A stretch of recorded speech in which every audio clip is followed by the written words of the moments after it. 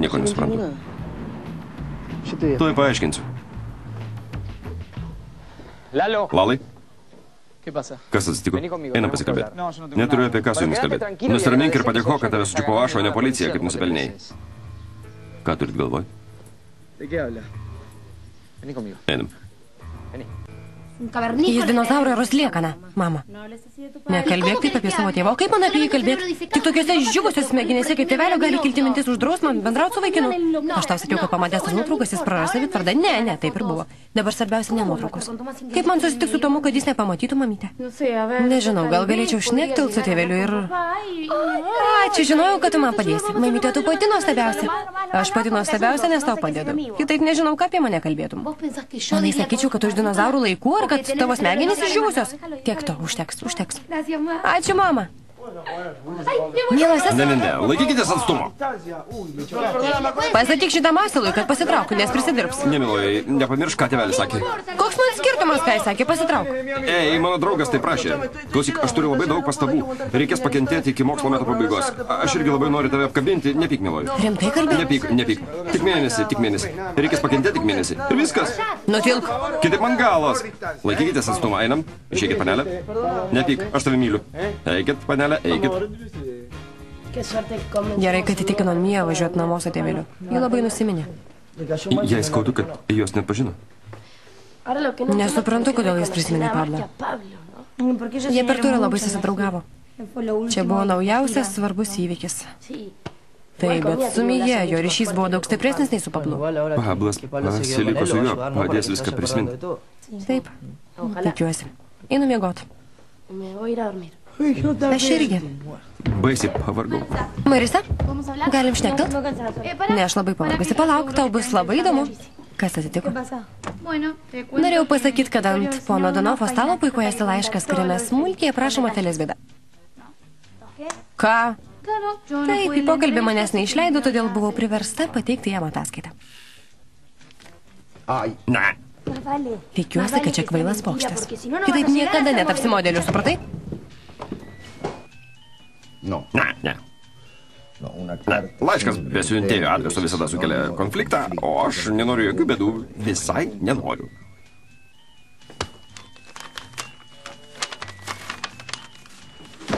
Donofai? Ką darot, Spirito? Kodėl taip įsiveržėte mano kabinetą? Man reikia su jumis pasikalbėti.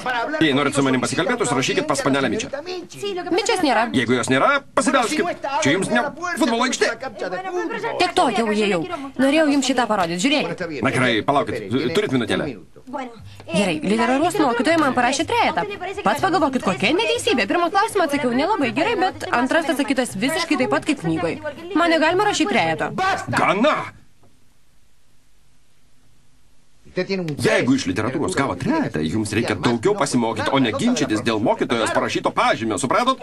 Na gerai, jeigu nenorit išklausyti, kas mokiniams kelia nerimą. Spirito! Ką? Ar nepaėmėt nieko, kas jums nepriklauso? Ne, pieštukas mano. Puikus mėginimas, Spirito, puikus mėginimas. Atiduokit laišką. Negaliu. Kodėl negalit? Norite būti nubausta? Atiduokit tą voką. Ne, Donofai, negaliu. Atiduokit laišką arba išmesiu jūs. Mičia! Pylė, nusiramink. Tavo mama pasikalbės su tavo tėvu ir atšauks tą bausmę. Ne, man pikta, kad Tomas toks kvailas. Kodėl jis nuo manęs bėga? Pylė, nesirūpink, kai aš ištiesinsiu tau plaukus, tau niekas nesispirs. Mergaitės, padėkit man. Tavo tėvas mane pribaigs, Donofas mane nudės. Ką padarai? Pavagiau šitą laišką, čia parašyta, kas tau atsitiko, Felicita. Suolė parašė. Išgelbėjai man gyvybę. Taip. O ką tu dabar darysi? Nežinau, niekas manęs neišgelbės. Spirito, atidarykit duris. Nežinau, gal pasistengsiu dingti, paskui nusiramins, galėsim pasikalbėti. Dėl savo sūnėno viską padarysiu. Atsargiai! Spirito! Kad ir kaip, slapstytumėtės, vis tiek būsit nubausta, o paskui išmesta. Ne, tėveli. Kodėl? Marizos nemesk, turėtum jai padėkoti už pastangas. Už ką? Taip, aš tau parašiau šitą laišką, o Marisa nenorėjo, kad susinervintum. Apie ką čia kalbė, dukrelė? Gerai, tu perskaitysiu. Nori išgirsti, kas čia parašyta? Tu išgirsi. Tėveli, Jeigu neleidai man patirti pačios didžiausios meilės, aš išeisiu iš namų ir iš mokyklos, jeigu reikės. Bet nekentėsiu tokios neteisybės. Ne, nesąmonė, duok laišką. Ne. Duok sakau. Ne, tėveli, jau perskaičiau, kas ten parašyta, šio nieko gero. Neieškok manęs, nieko nepešiu. Draudžiu tau išeiti iš mokyklos, toj pat pasikalbėsiu su apsaugininkais, kad niekur neišeitum. Jeigu su dukra nesusitvarkot, su visa mokykla tikrai nesusitvarkysit. Nutilkit, jūs visos nubaustos. Koks skirtumas? Kiek kartų jums reikia sakyti, kad aš nesiruošiu daryti nieko blogo? Puikiai žinau, ką ruošiaisi daryti, Lalai. Puikiai žinau. Ruošiaisi lengvai užsidirbti pinigų, o tą galima padaryti tik nusikalstant. Neturite įrodymų. Man nereikia nieko įrodinėti, mielasis. Jei kam ir reikės įrodinėti, tai tau. Išėjęs iš kalėjimo turėsi įrodyti savo sūnui, kad kažkada buvai geras žmogus. Jūs nesuprantat. Nesuprantat, kad man virvė ant kaklo kabo. Kaip aš išmaitinsiu savo šeimą, jeigu neturiu darbo? Man nusitrenkia visos durys. Lieku nuo šaly. Man neleidžia net pabandyti. Ką tokiam žmogui, kaip aš daryti, kad išgyventų? Nesigriebk lengviausios išeities. Sugraudint. Nebandau jūsų sugraudinti. Tokia tikrovė. Iš šitos mokyklos mane išmetė, nes įsimylėjau Felę. Kas čia blogo? Negi neturtingas vaikinas negali įsimylėti turtingos merginos. Jie įspyrė mane į kampą ir privertė daryti, ko nenoriu. Ir nedaryk, ko nenoriu. Lalai, net jeigu tave parklupdo, atsistok ir eik toliau išdidžiai kaip tikri vyrai.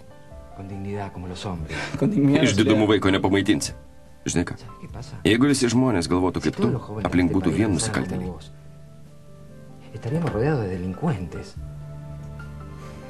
Ką jūs išmanot apie jaunimą mokytojų? Ką čia kalbė? Aš su jais kasdien dirbu. Su kuo? Su turtuolių vaikais, kuriems nieko netrūksta. Su tais, kurie ateityje laikys vadžią savo rankose. Dar yra kitas jaunimas, toks kaip aš. Mes kovojam kasdien nuo pat gimimo, nes kito kelio nėra.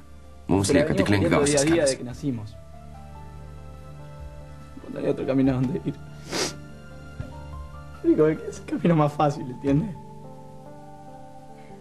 Ar čia Amerikos tekstilės gamykla? Taip, klausau. Pone, norėčiau pasikalbėti su gamyklos šeimininku, pono... Nieko nėra, panelė, tik aš sargas. Gal žinot, kada galėčiau jį rasti? Jis čia beveik nesilanko, gamyklą uždarė savivaldybės inspektoriai. Šit kaip. Aš jums skambinu iš savivaldybės. Norėčiau sužinoti, kur jį galima rasti. Ar galėtumėt pasakyti? Gerai. Turit ko rašyti? Turiu, sakykit. Lalai, aš tave suprantu, tikrai suprantu, bet man atrodo, kad ne viskas taip blogai, kaip tau atrodo. Jeigu kada nors bandai kovoti su neteisybė, dabar būtinai turi sugalvoti, kaip tai padaryti. Dabar kalbam ne tik apie tave ir Felę. Tu turėsit vaiką, kuriam jūs būsit vienintelis pavyzdys. Taip. Noriu, kad jis turėtų tai, ko aš neturėjau. Tik ne tokią kainą. Kūdikį susilaukti paprasta, bet labai sunku jį išauklėti. Viskas, ką jūs padarysite neteisingai, turės jam įtakos.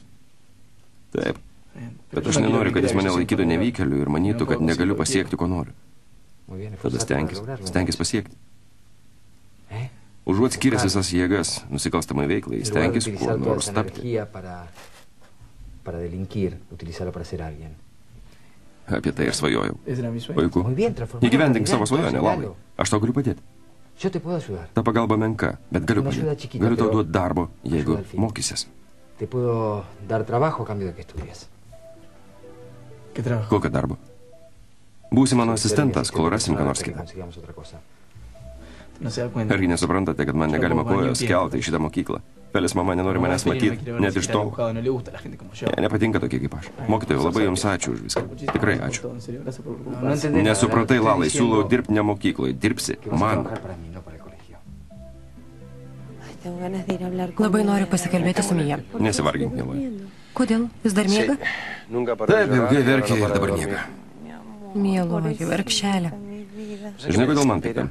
Kad aš negaliu nieko padaryti, matydamas, kaip jį kankinasi. Mielasis, šitą patirtis ją subrandins. Jeigu Manuelis pasveiks. Kitaip nežinau, kas bus. Žinoma, pasveiks.